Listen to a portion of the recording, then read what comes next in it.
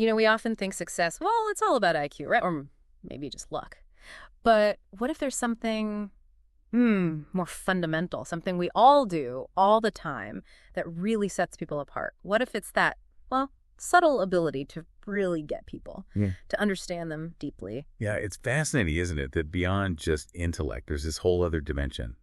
Social intelligence is this capacity to, read emotions, figure out those unspoken power dynamics, and ultimately how to connect with people, how to influence effectively. It's like the hidden wiring of how we interact. Exactly. And think about it. We're constantly navigating these social worlds every day. Plus, with AI and automation taking over more tasks, that uniquely human thing, genuine connection, reading the room emotionally, that becomes even more critical. It's indispensable, really. That's such a crucial point. AI is amazing with data, no doubt. But understanding the nuance of human feeling, the social context, it still struggles there. Yeah. So social intelligence becomes a real differentiator. It's our human edge in this changing world. Now, it's easy to sort of lump this in with emotional intelligence, but our sources are pretty clear they're related, but distinct things, yeah. Precisely. Emotional intelligence, that's more about understanding and managing your own feelings. It looks inward. Social intelligence, though, that's focused outwards. It's all about perceiving, interpreting accurately, and then responding skillfully to other people's emotions and social signals. It's like reading between the lines of interaction. And here's the really exciting part, I think. This isn't some fixed talent you're just born with or not. Social intelligence is a skill, like playing the piano or learning a language. You can learn it, practice it, get good at it. Absolutely. And that's really what we're aiming for today. We want to unpack how this social mastery works, drawing on our sources. The goal is to give you a much clearer picture of what social intelligence actually is and, importantly, how you can cultivate it yourself. Okay, let's dive in then. And the logical starting point has to be the brain, right? The organ behind it all. Our sources really hammer home this idea. Humans are fundamentally social beings. It's not just something we do, it's baked into our biology.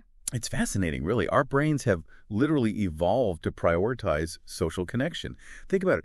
Every single interaction, even just a quick chat, forces our brains to process a huge amount of information.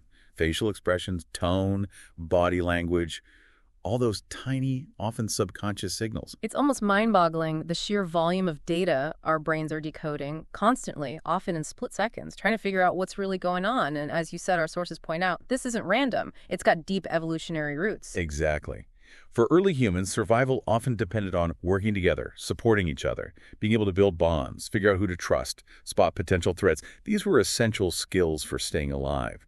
So over countless generations, this need for social connection got hardwired into our neural circuitry. And because of that, specific brain areas became specialized for these social jobs. Our sources consistently flag a few key regions in this social brain. First up, the prefrontal cortex, the PFC. Right, the PFC. It sits right at the front of the brain. Think of it as the CEO of our social lives. It handles higher-level thinking, sure, but crucially, it weaves social and emotional factors into our decisions. It helps us read social cues and manage our relationships. Like when you meet someone new, the sources suggest the PFC is working overtime, right? Not just hearing their words, but analyzing their body language, their expressions, those little vocal shifts, making these super fast judgments, helping us decide how to act in that moment. And it's not just first impressions. The PFC is vital for navigating ongoing relationships, too. It helps us, bite our tongue sometimes or know when to speak up in a group. It's constantly assessing the social scene and guiding how we engage. Okay, next key player, the amygdala, often called the brain's emotional alarm bell. The amygdala. It's definitely key for spotting threats and triggering quick emotional responses. But for social intelligence, what's really interesting is its role in processing emotional signals from others. When we see a genuine smile, hear a warm tone, notice open body language, the amygdala helps us read those as positive, safe signals. And the flip side, too, if someone's frowning or has their arms crossed, the amygdala might signal caution, right? Like, maybe approach this carefully. It's like our built-in emotional radar for social situations. Exactly. And the amygdala is also crucial for social learning. It helps us link emotions to specific people or situations. That's how we learn and refine our social skills over time, getting better at reading and responding to others through experience. And the third key area our sources highlight is the insula, tucked away deep inside, but a gateway to empathy. Yeah, the insula is fascinating. It processes our own internal, bodily feelings and emotions. And that's why it's so important for empathy. It allows us to resonate with what others are feeling. When we see someone in pain or disgusted or happy, our insula can light up similarly, giving us that shared emotional feeling. So it's like we have this internal mirroring system. We see someone's emotion, and our insula helps us feel a version of it ourselves. That's the neurological basis for compassion, for connection. Precisely. The insula also helps with social decision-making, making us consider how our actions might affect others emotionally. It's a huge part of connecting on that deeper emotional level. Okay, so understanding these key players, the PFC, the amygdala, the insula, that's step one. It helps us grasp how our brains are fundamentally wired for connection, for social intelligence. Absolutely. Knowing about this social brain architecture helps us appreciate why things like empathy and communication are so powerful. And, well, that leads us nicely into the next chapters where we'll explore these critical skills in more detail. Speaking of empathy, that brings us right to chapter 2. Our sources define empathy beautifully, not just understanding, but sharing another person's feelings. But they also stress it's complex, right? It has both emotional and cognitive sides. And it's truly the foundation of social intelligence. It's what lets us build those strong, meaningful connections. It really involves stepping into someone else's shoes, trying to feel what they feel, and then responding in a supportive, compassionate way. And the sources break it down into two main types: emotional empathy and cognitive empathy. Let's start with emotional. Emotional empathy is that direct feeling with someone, If they're sad, you actually feel a bit of sadness yourself. It's that immediate gut reaction, that resonance, our built-in ability to connect with others' feelings on a visceral level. Right, like when you're watching a movie and a character is upset and you feel that little pang yourself. Exactly that. Now, cognitive empathy is slightly different. It's more about understanding what someone's going through intellectually, even if you don't feel the same emotion. It's about taking their perspective, understanding their thoughts, their beliefs, their situation. So more like an intellectual grasp. You might not have gone through the exact same thing, but you can still understand why they feel the way they do. Precisely. And you really need both for effective social interaction. Emotional empathy helps us bond and comfort. Cognitive empathy helps us navigate tricky social situations with more insight, respond appropriately. And this isn't just fuzzy feelings, there's real brain science behind it. Our sources point to specific regions involved. Yes, the insula, which we just mentioned, is huge for both types of empathy. Processing our internal states lets it mirror others' emotions. That's why it's often called the empathy center. Then there's the anterior cingulate cortex, the ACC. Right, the ACC helps with the regulation side of empathy. It processes the emotions we feel in response to someone else and helps us decide how to react appropriately so we don't just get overwhelmed. And maybe the most amazing part is the mirror neuron system. Oh, absolutely. These incredible brain cells fire both when we do something and when we see someone else do it. It's the neural basis for understanding actions, but also emotions and intentions. It's like our brain runs a little simulation of their experience. So seeing someone smile literally triggers similar neural patterns as if we were smiling. That's incredible. That's how we connect so deeply. And empathy, naturally, has a huge impact on how we behave socially. The sources consistently show it drives pro-social behavior actions that help others build community. Makes sense. If you feel what someone else feels, you're more likely to want to help them, right? Exactly. And it's critical for resolving conflicts, too. If you could understand everyone's feelings and viewpoints in a disagreement, you're much better placed to find common ground and de-escalate things. And just fundamentally, empathy is the glue for relationships, isn't it? Friendships, romance, family. It absolutely is. Showing empathy signals you care, you're tuned in. That builds trust, loyalty, deeper connections. But it's not always easy. Our sources do mention limits and challenges with empathy. Yes, things like empathic distress or compassion fatigue. You can get overwhelmed by others' pain if you absorb too much. Like taking on too much of their emotional load, basically. Exactly. And there can be empathy gaps, too. It can be harder to connect with people whose backgrounds or experiences are vastly different from our own. So how do we get better at it? How can we cultivate more empathy? The sources have some practical tips. One huge one is active listening. Really paying attention not just to words, but tone, body language, the emotions underneath. Being fully present, trying to understand on a deeper level. Another powerful technique is perspective taking. Consciously trying to see the world through their eyes. Understanding their thoughts, feelings, experiences, even if they're totally different from yours. Really making an effort to step outside your own viewpoint. And finally, self-reflection and self-awareness are key. Understanding your own emotional reactions helps you tune into others' needs better and notice where you might be disconnected. So empathy is this complex, multi-layered thing rooted in our brains, shaping our interactions. And crucially, even if it doesn't come naturally, it's a skill we can all develop. Absolutely. By consciously working on empathy, we boost our social intelligence and build much stronger, more meaningful connections. Okay, moving to chapter 3, the power of nonverbal communication. And the numbers here are pretty startling. Sources suggest, what, up to 93% of our communication might actually be nonverbal? It's remarkable, isn't it? So much of what we convey and pick up goes beyond the actual words. This whole world of nonverbals includes everything. Tiny facial movements, how we stand, our posture, tone of voice, even small gestures. It's like this whole other conversation happening constantly, often below our conscious radar. It's amazing how good our brains are at reading these signals. Yeah. From a slight head tilt to how someone stands, our brains are constantly processing this stream of cues. Understanding them is crucial for good relationships, personally and professionally, because they often reveal more about feelings and intentions than words alone. Let's break down some of the key types of nonverbal communication our sources focus on, starting with facial expressions. Our faces are incredibly expressive. They show a whole range of universal emotions: joy, surprise, sadness, anger, fear, disgust.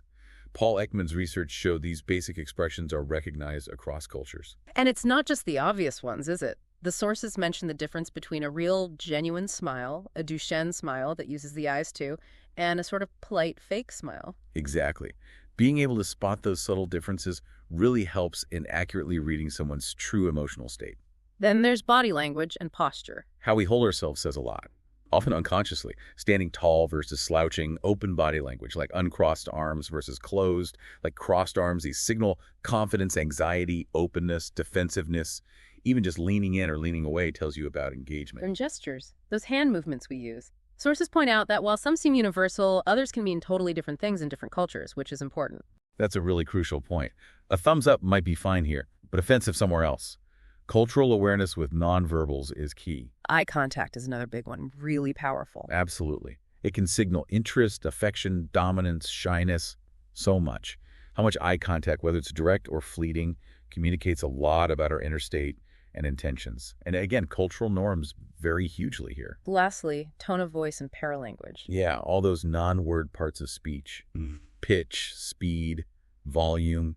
These convey huge emotional nuances, sarcasm, warmth, irritation, often changing the meaning of the words themselves. So behind all this nonverbal stuff, there are brain mechanisms at work. How does the brain process these signals? Well, several regions are involved. The amygdala, our emotion hub, makes that initial assessment. Is this cue positive or negative? And triggers our response. And the prefrontal cortex again? The PFC helps evaluate the whole social picture and regulates our response based on all those nonverbal cues coming in.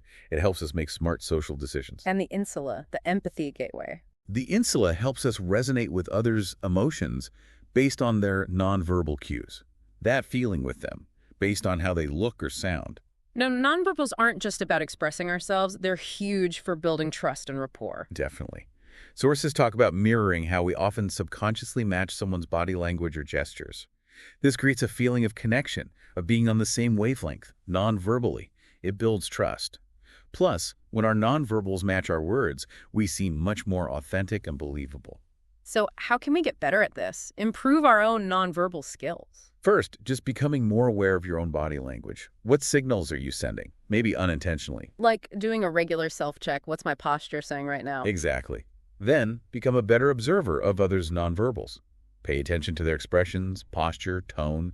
Try to understand the emotions behind the cues. Really trying to consciously read those silent signals. And finally, practice active listening, which means integrating those nonverbal cues with the words to get the full picture. So mastering nonverbal communication is a massive piece of social intelligence. It's learning that powerful silent language. Absolutely. Becoming more aware both of yourself and others helps you connect better, build trust, and just communicate much more effectively overall. Okay, Chapter 4 brings us to emotional intelligence, EQ, and its vital role in our social interactions. Sources define EQ as this ability to recognize, understand, and manage our own emotions, and recognize, understand, and influence the emotions of others. And the key distinction sources make is between EQ and IQ, right? Mm. IQ is more about cognitive ability, logic. EQ is about emotional awareness, empathy, and those crucial interpersonal skills for navigating the human emotional landscape.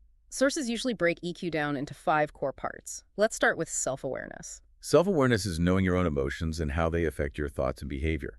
When you're self-aware, you understand why you feel a certain way, which allows for more thoughtful responses. Next is self-regulation. Self-regulation is managing your emotions, especially under stress. It's about staying calm, controlling impulses, making deliberate choices instead of just reacting emotionally. Third component, motivation. In EQ terms, motivation is about setting goals aligned with your values and working towards them. It involves resilience, staying positive, sticking with things even when they get tough. Fourth, which we've talked about quite a bit already, is empathy. Yes, empathy, understanding, and sharing others' feelings, absolutely fundamental for building relationships and offering support. And the fifth core component is social skills. Social skills are basically EQ in action. How you communicate, build relationships, work with others effectively. It's applying your emotional awareness and empathy in real-world interactions. So how does having strong EQ actually change our social interactions? Well, fundamentally, EQ helps us tune into those subtle emotional currents in social dynamics.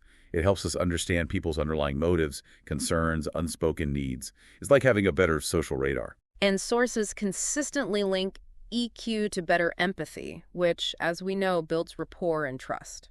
Absolutely. When you show empathy, you create emotional safety. People feel understood, they open up more. That's vital in personal and professional life. EQ must also be pretty critical for handling conflict well, right? Definitely. People with high EQ are usually better at managing conflict because they can regulate their own emotions. They approach disagreements more calmly, rationally, looking for solutions instead of just reacting. And ultimately, EQ is just crucial for building and keeping those positive relationships that matter so much. Exactly. Good relationships need trust, open communication, respect, all things boosted by strong EQ. It helps us express ourselves clearly, show understanding, and navigate disagreements constructively. Our sources also list a lot of benefits that come with high emotional intelligence. Oh, the benefits are huge. Research shows high EQ often leads to greater success, both personally and professionally. More fulfilling relationships, higher job satisfaction, even better mental and physical health, often because of less stress. And it's linked to better leadership skills, too, making leaders more inspiring, better at conflict resolution. Precisely. Emotionally intelligent leaders tend to build more trust and respect. They create more positive, collaborative, and productive environments. Okay, so given all that, how do we actually develop our EQ? What are some practical steps? One key practice is regular self-reflection, taking time to examine your emotions, thoughts, behaviors. Journaling can really help with this. Another is actively working on regulating your emotions, using techniques like mindfulness or relaxation exercises. Deepening your empathy through active listening and perspective-taking is also crucial for boosting overall EQ. And finally, just consciously working on your social skills through practice, engaging mindfully with others. Emotional intelligence might seem like something some people just have, but it's definitely a skill. You can cultivate it, strengthen it over time with effort and practice. And the payoff is huge: better connections, more success in life. Moving into Chapter 5, we're looking at the core skill, communication. Our sources really stress that good communication is the absolute backbone of all relationships. Yeah, and it's way more than just talking and hearing. True communication means clearly getting your ideas, feelings, intentions across. But just as importantly, it's about effectively understanding and responding to the messages you receive. It's definitely a two-way street, isn't it? Not just sending info, but also how it's received and interpreted. And as we've said, so much of that exchange is nonverbal. Absolutely. Sources keep reminding us that a huge chunk is body language, facial expressions, tone of voice. So being aware of both the verbal and the nonverbal is essential for communicating effectively. And EQ plays a big role here too, right? Helping us choose words carefully, respond empathetically, really listen actively. Exactly. Being aware of our own feelings and guessing others' feelings really shapes how we communicate and how messages land. Sources break communication down into key elements. First, the words themselves, verbal communication. Yeah, word choice matters immensely. Words have literal meanings, but also emotional shades, connotations. Being mindful of the words you use and how you phrase things is key to being understood correctly. Then there's the power of tone of voice, often overlooked. The emotional quality of your voice conveys so much beyond the words warmth, frustration, Enthusiasm, boredom, tone can totally change how a message is interpreted. And of course, body language, gestures, movements, posture, silently communicating thoughts and feelings. Body language can sometimes shout louder than words. How you stand, your eye contact, your gestures, they all add to the message. Now, a really critical part of communication that sources emphasize is active listening. Active listening isn't just hearing words. It's fully concentrating, trying to understand the message from the speaker's viewpoint, responding thoughtfully, and actually remembering what was said. It means paying attention not just to words, but also tone, body language, the underlying emotions. It's about being fully engaged, not just waiting for your turn to talk. Sources mention techniques like paraphrasing, summarizing, asking clarifying questions. Yes, paraphrasing and summarizing help check if you've understood correctly. And asking good questions shows you're engaged and genuinely want to grasp what they're saying. And as we keep saying, nonverbal communication is that powerful, silent language, often conveying more than words. Absolutely. Being tuned into those nonverbal cues, both yours and theirs, is essential for truly effective communication. So, mastering communication means developing both verbal and nonverbal skills, focusing on active listening, and making sure your words, tone, and body language all align to send a clear, effective message. Exactly. Good communication is the foundation for strong relationships, personal and professional. It lets us connect deeply, build trust, and navigate human interactions more smoothly. Chapter 6 zooms in specifically on empathy's power within communication. Sources keep calling empathy understanding and sharing feelings a cornerstone of EQ and vital for effective communication. What's so powerful about empathy in communication is how it creates deeper understanding and connection. It lets us step outside our own perspective and really see things through someone else's eyes, or feel things from their perspective. It's about listening not just with your ears, but with your heart, too, tuning into those unspoken emotions and needs. And sources distinguish empathy from sympathy again here. Yes, sympathy is feeling for someone, like pity. Empathy is feeling with them, experiencing a version of their emotion while staying grounded yourself. And practicing empathy in communication means listening attentively, engaging with their feelings genuinely, without judgment. Exactly. That deep empathetic engagement allows us to respond in ways that are sensitive to their feelings, offering the right support or validation when needed. Sources often mention the two main types of empathy relevant here, cognitive and emotional. Right. Cognitive empathy is understanding their perspective, thoughts, beliefs, intentions. Super useful for problem solving, negotiation. And emotional empathy is actually feeling what they feel, connecting on that gut level, crucial for close relationships, offering comfort. Both are vital for building trust and connection. Showing empathy signals you care, you're tuned in.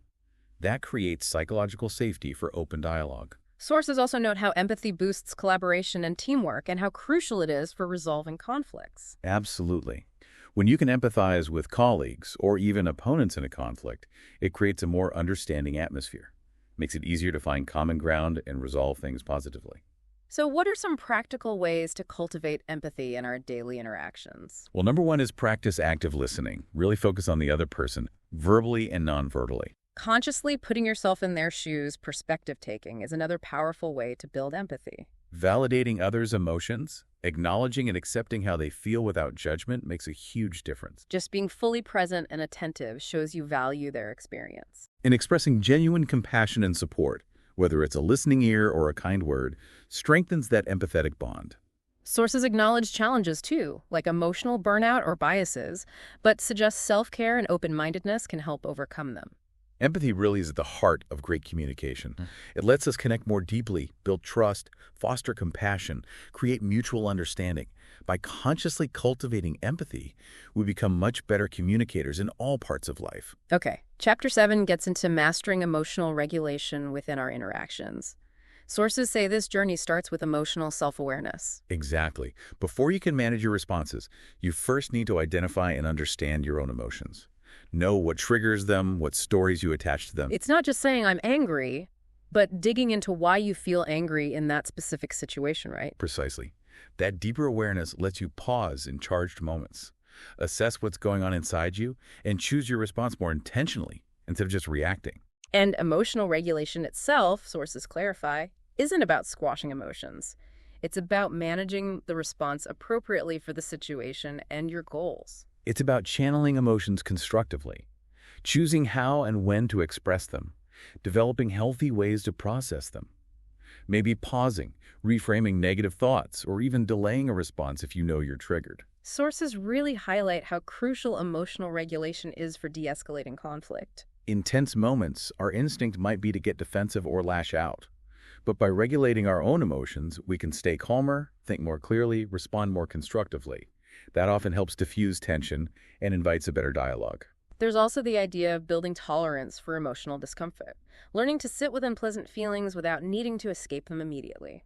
This is so important socially because interactions often bring up uncomfortable feelings. Building this tolerance lets us stay present in difficult moments, work through the discomfort, and respond more maturely. And regulating our own emotions doesn't just help us, it boosts our empathic presence with others, too. Absolutely. When you're not overwhelmed by your own reactivity, you have more bandwidth to truly listen and tune into what others are feeling. That calm, focused presence is invaluable. Sources also stress the importance of emotional control when navigating power dynamics. Whether you're a leader, mentor, negotiator, or just within family dynamics, your emotional responses impact the situation. Good regulation helps you stay composed, give feedback thoughtfully, and create respect and psychological safety.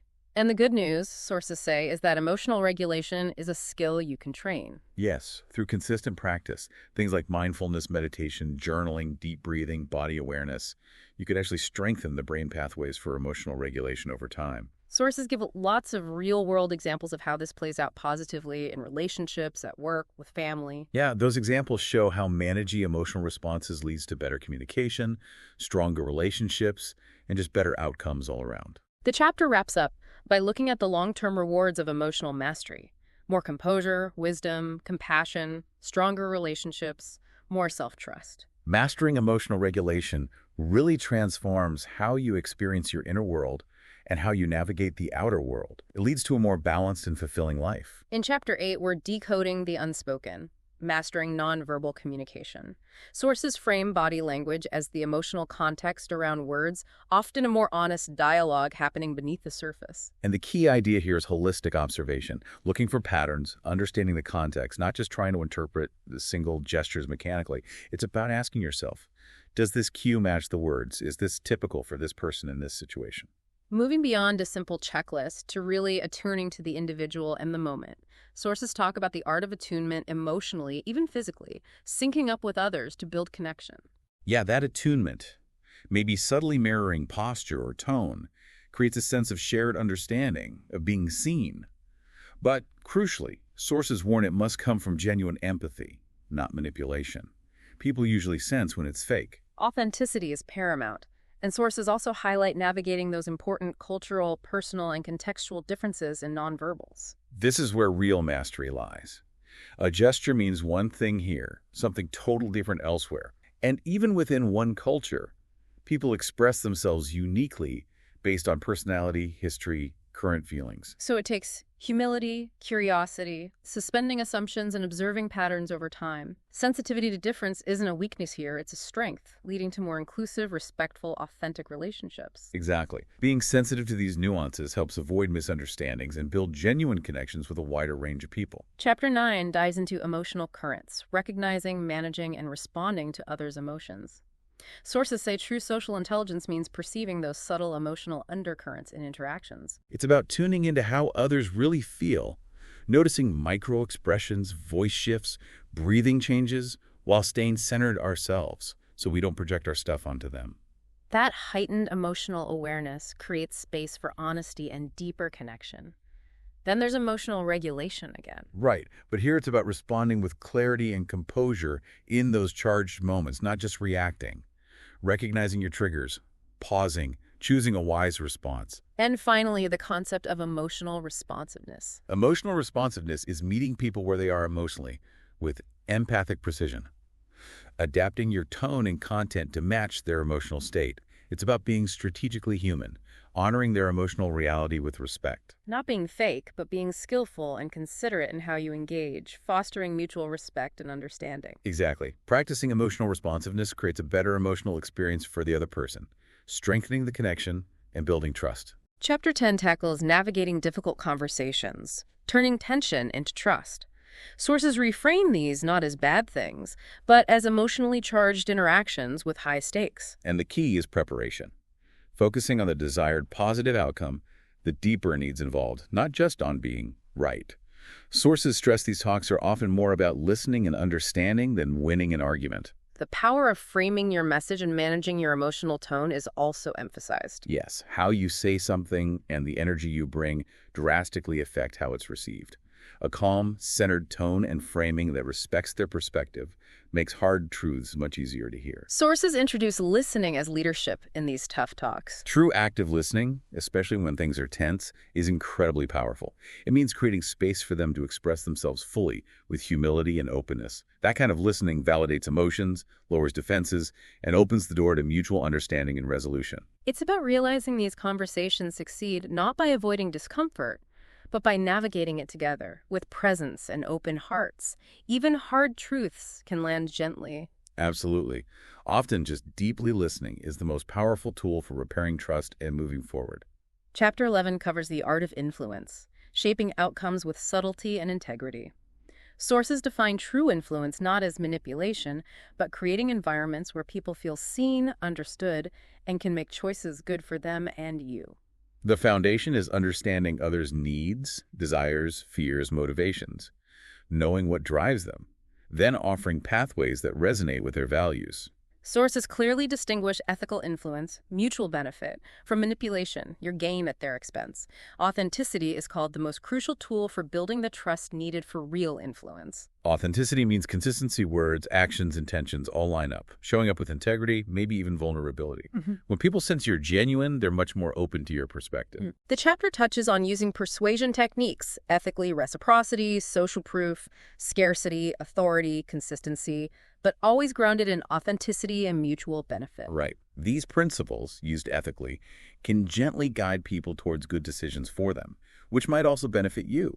Influence, done right, is about suggestion and empowerment, not force. Chapter 12 circles back to developing empathy as the cornerstone of human connection. Sources define it again as understanding and sharing feelings, the glue of relationships. They break it down into layers: cognitive, understanding perspective; emotional, feeling with; and compassionate, desiring to help. Active listening is repeatedly called the heart of empathy, requiring presence, reflection, emotional validation. And sources offer practical ways to cultivate it: perspective taking, emotional recognition practice, mindfulness, volunteering, self-compassion. Ultimately, empathy is presented as a mindset valuing connection, understanding, mutual respect in all interactions. By consciously developing empathy, we deepen our relationships and create more meaningful connections. Finally, Chapter 13 tackles conflict resolution, reframing challenges as opportunities for growth.